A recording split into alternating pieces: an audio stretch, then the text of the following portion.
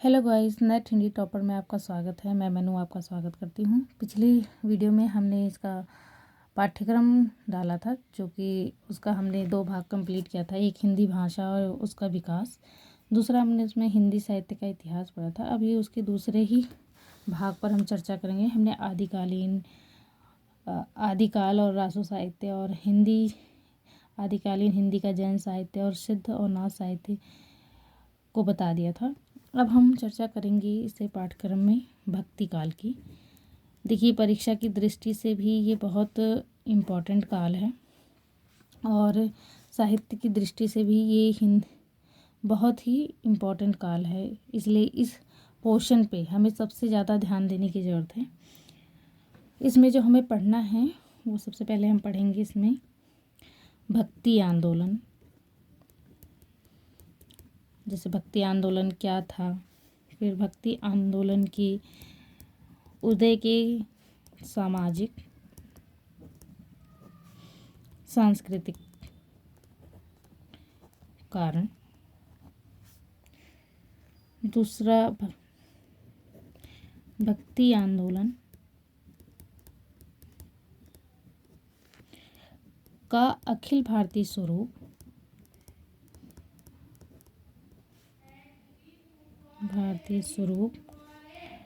और उसका अंतः प्रादेशिक वैशिष्ट्य। तीसरा पढ़ेंगे हम भक्ति काव्य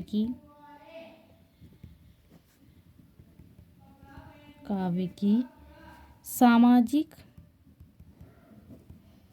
सांस्कृतिक पृष्ठभूमि। इसमें आएगा अलवार संत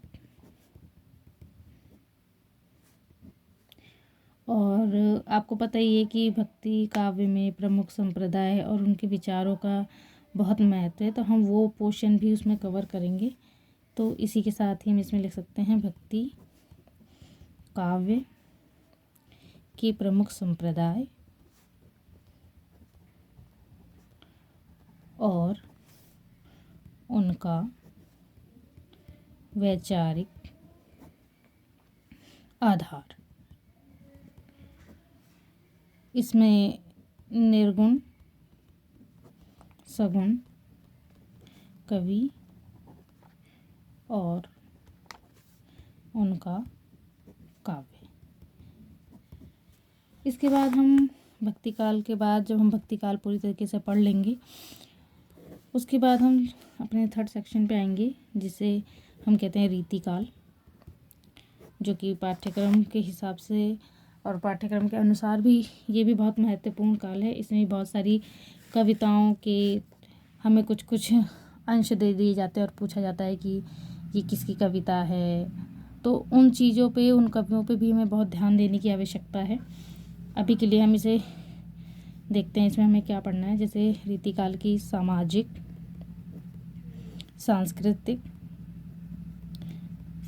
सांस्कृतिक पृष्ठभूमि, रीतिकाल की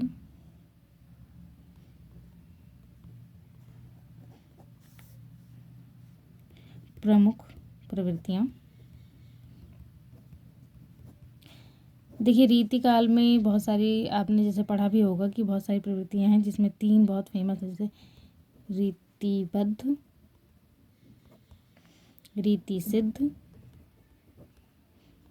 रीति मुक्त। इसके बाद हम पढ़ेंगे रीतिकाल के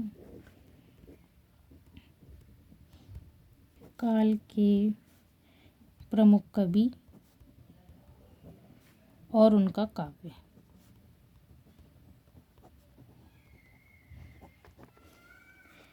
इसके बाद हम सीधा आएंगे अपने अलग पोर्शन पे, जिसे हम आधुनिक काल कहते हैं। देखिए साथी, ये भी बहुत महत्वपूर्ण है आधुनिक काल, क्योंकि यहाँ से हिंदी गद्य का उद्भव, हुआ विकास, इसके बाद में इसमें आएगा भारतेंदु पूर्व युग, पूर्व हिंदी गद्य। इसके बाद हम पढ़ेंगे इसमें 1857 की क्रांति और सांस्कृतिक पुनर्जागरण।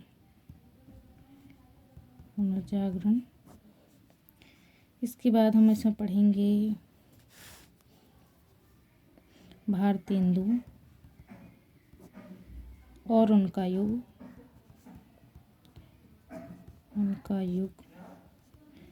पत्रकारिता का आरंभ,